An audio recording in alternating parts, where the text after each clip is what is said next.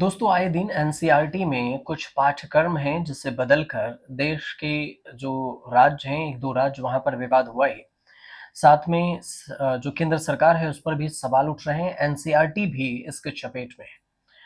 अब जो विवाद है वो ओडिशा को लेकर है। ओडिशा में जो ओडिशा के पूर्व मुख्यमंत्री हैं नवीन पटनायक, उन्होंने एनसीईआरटी की 8वीं क्लास की जो इतिहास की नई किताब है, उसमें से 1817 के पाइका विद्रोह को बाहर करने पर आपत्ति जताई। नवीन पटनायक बीजेडी से हैं और उन्होंने कहा कि इसे बहादुर पाइकाइयों का बहुत बड़ा अपमान है।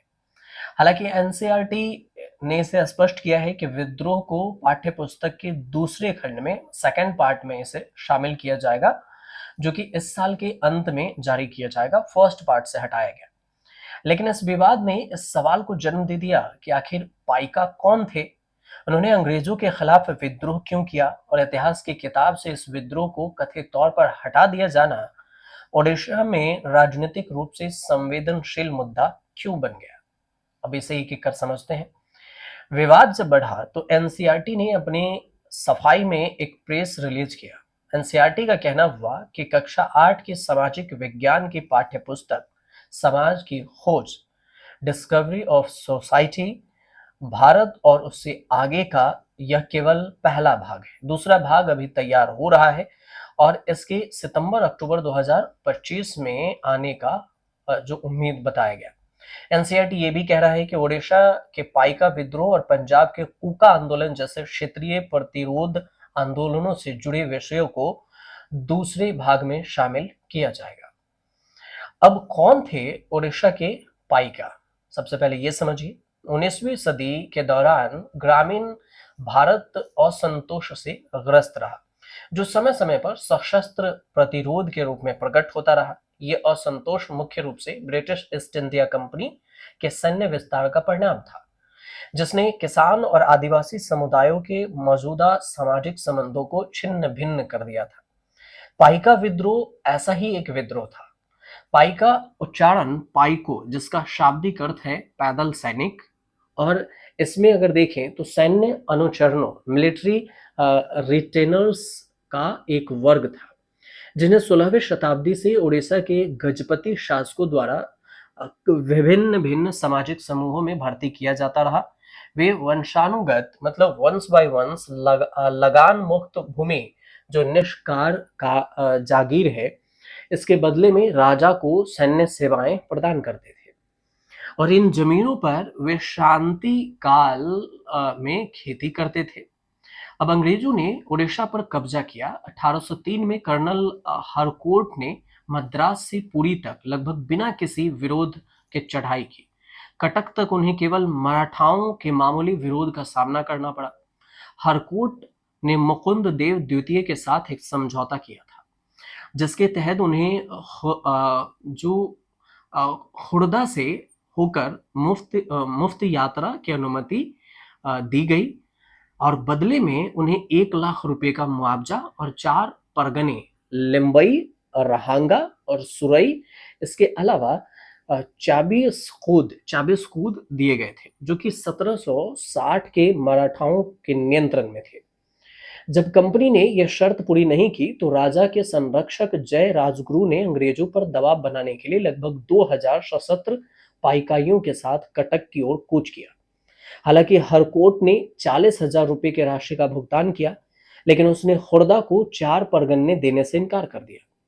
बाद में राजगुरु ने अंग्रेजों को उखाड़ फेंकने की साजिश रची, लेकिन विद्रोह शुरू होने से पहले ही पकड़े गए। इसके बाद कंपनी ने राजा की जमीनें छीन ली और उन्हें गद्दी से उतार दिया। अब वरुणई किले को ध्वस्त कर दिया गया, राजगुरु को गिरफ्तार कर लिया और उन्हें ब्रिटिश सरकार के खिलाफ युद्ध छेड़ने का दोषी ठहराया गया और 6 दिसंबर 1806 को फांसी दे दी गई। राजा को पुरी निर्वासित कर दिया गया, मतलब शिफ्ट कर दिया गया पुरी में। अब पाइकाइयों में असंतोष बढ़ता गया। उड़ीसा में देशी शासन के अंत ने पाइकाइयों की ताकत और प्रतिष्ठा की पतन की शुरुआत कर दी। राजनीतिक संरक्षक होने के अलावा पाइकाइयों को, जो पहले लगान मुक्त भूमि का आनंद लेते थे, कंपनी द्वारा लागू किए गए नए जो जमीन का टैक्स है उस समझौते के कारण भी नुकसान उठाना पड़ा, जिससे उड़िया जमीन मालिक बर्बाद हो गए। कई लोगों को बंगाली जमींदारों को बहुत कम कीमत पर जमीनें ट्रांसफर करनी पड़ी, मजबूर होना पड़ा देने के लिए। अंग्रेजों ने मुद्रा प्रणाली में भी बदलाव किया और राजस्व भुगतान में रुपए की मांग करने लगे, जिससे उन पर दबाव बढ़ा और इस वर्ग को जमींदारों की बढ़ती मांगों का सामना करना पड़ा, जिन्हें अब तक चांदी में चुकाना पड़ता था। और उनकी वंशानुसार जो लगान मुक्त भूमि थी वो भी छीन ली गई और आर्थिक कठिनाइयां भी पैदा हो गई, जिसके कारण अंततः ब्रिटिश शासन के खिलाफ पूर्ण विद्रोह शुरू हो गया। विद्रोह की अगर बात करें तो 1817 के विद्रोह मार्च 1817 में पारंपरिक हथियार से लैस लगभग 400 कोंधों ने घुमुसर से खुर्दा की ओर कूच किया। ये दोनों जगह है। इनके साथ बख्शी, जगबंधु, विद्याधर महापात्र, ब्रह्मरबर राय के नेतृत्व में पाइकाइयों की एक सेना शामिल हुई। बख्शी जगबंधु खुर्दा के राजा के पूर्व सेनापति और रोंदांगा जागीर के पूर्व स्वामी थे। विद्रोहियों ने बानपुर थाने पर हमला किया, सरकारी क्वार्टर जला दिए, उन्होंने पुलिस कर्मियों को मार डाला और सरकारी खजाना लूट लिया। खुर्दा की ओर बढ़े और अगले कुछ महीनों में पाइकाओं ने कई जगहों पर खूनी लड़ाई लड़ी, कई अंग्रेज अधिकारियों को मार डाला।